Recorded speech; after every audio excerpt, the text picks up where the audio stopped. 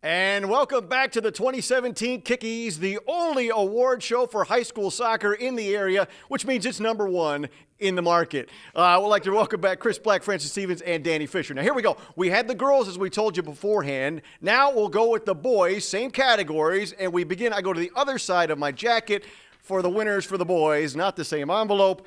And here we go. The Boys Coach of the Year by Chris Black, Nate Bear of Ottawa Hills. Francis Stevens selection, Nate Bear of Ottawa Hills. Once again, they did not talk to each other before these selections were made. Francis Stevens, we'll start with you for the boys. Your reason for going with Coach Bear of Ottawa Hills. Well, he played for a state championship. No, I'm not going to say that. That's why you picked Jorge Diaz. I'm just saying. No, I'm just for front. Nate's a great young coach. I think he's the reason that continuity is in that program. Obviously some of the coaching changes that have happened, including myself, but he's really stuck around and really kind of put his stamp on this program, and rightfully so. They took their lumps for the first couple of years there. They got to a regional final his first year, regional semifinal, first year, lost to Kaleido on a PK, and then just weren't to get out of the district because Archibald was really there. This year he really kind of propelled himself. That class now that are juniors are going to be seniors had really kind of put a stepping stone for themselves. They got 10 guys back next year. I mean, he could potentially win a state championship again. I mean, get back down to Columbus. But it was a great year for Nate, and looking forward to seeing what he's going to do in year 6. All right, now this is the part here where, Chris Black, that you tell me that Francis said everything you need to say and you have nothing to say, right? Yeah, except for just a couple things. Okay. Number one, 21-2, which the record's not at all, isn't indicative of everything, but I think they played phenomenal soccer. They actually tried to play. Very technical team everywhere. I mean, we saw Jan Durst go up in an all-star game over the weekend. He's playing forward and played fantastic. He's center back at Ottawa Hills and did a great job. They can flat out play soccer. I think that the tone was set years ago, rightly so, we talked about. Tone was set to play soccer, and they keep winning and winning and winning. Only shut out twice this year. Only the one loss against Summit Country Day, which I'm pretty sure is moving to Division I in the NCAA next year. So they probably won't have to play them in the tournament next year. But great job to the whole staff. As is coaching-wise, it's a whole staff. Great job by Ottawa Hills, as always. All right, so congratulations once again to Nate Bear of Ottawa Hills. All right, we move on. It is now time to get to the players, and we start with the Boys Keeper of the Year. I reach in my jacket. I pull out the winner for the Boys Keeper of the Year. Chris going with Nick Woodard of Springfield. Francis going with Ryan Buell of Northview. And again, Francis Stevens, you are the assistant coach at Northview High School, and you have had a chance to see one of the best keepers in all of the area. An easy selection for you. It is probably the easiest selection in the area. I mean, Ryan's a winner. 2 years in a row he's been in games where he's had to find ways to win games for his team, and rightfully so did it. I mean, he made some incredible saves against St. Francis down the stretch to help us get to the district final. Made some incredible saves against Southview in that district final where he won that game. And then in the Anthony Wayne game, I mean, in the first 10 minutes, we could have been down like 7-0 probably at that point in time. Made some really fantastic saves in that game. And it really propelled us back to a regional final. So, Ryan was a no-brainer in my mind. Nick Woodard is a great goalkeeper. He's actually was visiting at Pittsburgh on Thursday, so that's why we didn't see him in the NLL All-Star game, or track All-Star game. But he's a fantastic goalkeeper as well. We were kind of blessed this year with some really good goalkeepers in the area on the boys' side. All right, and for Chris Black. Chris, I think you were talking about Nick last year and earlier in this year, and he's your goalkeeper of the year. Yeah. And it's not just because he also played for me for a year, but he doesn't play for 2 years, doesn't play for me anymore.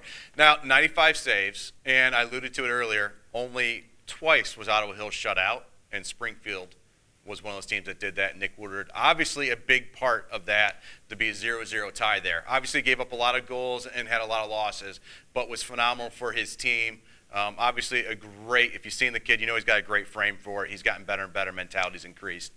Phenomenal goalkeeper, and as Francis said, so many great goalkeepers this year, and we got to see a lot of it in the tournament. Obviously Buell's, and then also Huffman from Anthony Wayne did a great job all year too. So great crop of goalkeepers this year, and a lot are moving on, so they're going to be missed.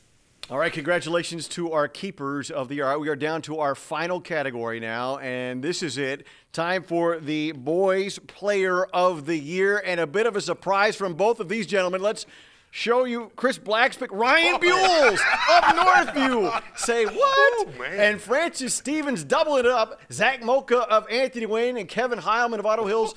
Both the players of the year in the district, 1 and 3 respectively. Francis, we start with you. Please try to keep it to about 30 seconds apiece, or we will never be able to air this. Zach Mocha scored a lot of goals. A lot of guys that got him the ball are going to be gone, so it'll be interesting to see how he gets his goals next year. But to score 35 goals as a sophomore, district player of the year, NOL player of the year as a sophomore, first team All-Ohio, rightfully so. Kevin Heilman, 38 goals, he had 19, 20 assists. I mean, made Blake Pappas, who I coached a couple years ago, look like a puppet.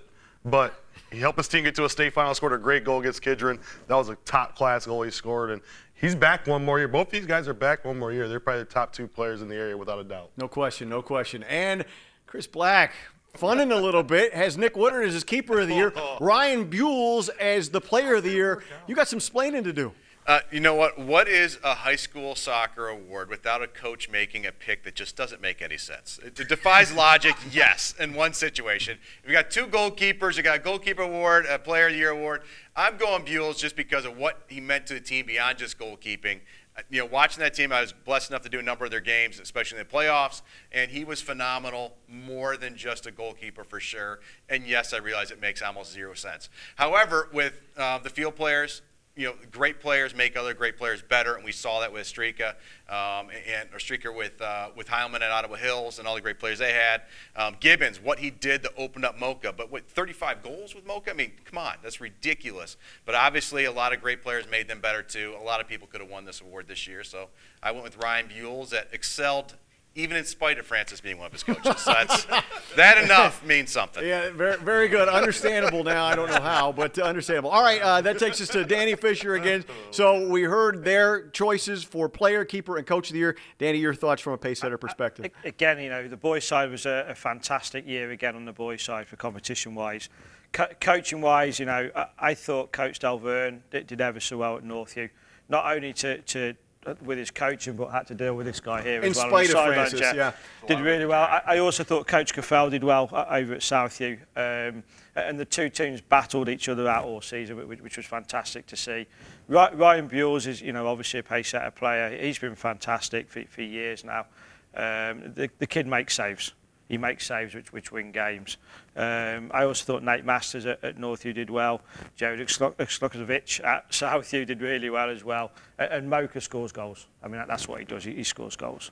So no question. Another great year on the boys' side as well. No question, no question. All right, as we do every week, we finish this segment. We go back to Danny Fisher. Danny, what's coming up for pace setter one final time? Winter season, boys are down in Raleigh as we speak, doing their castle showcase. The girls go in 2 weeks. Winter training, winter camps, www.pacesettersoccer.net. Still camps going on all the way through up till the holidays. And then just really winter training, getting the teams back in and playing games.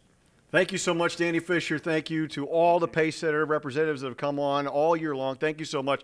Thank you also to the Wonder Twins over here who decided to wear the exact same outfit. Man. Looks fantastic.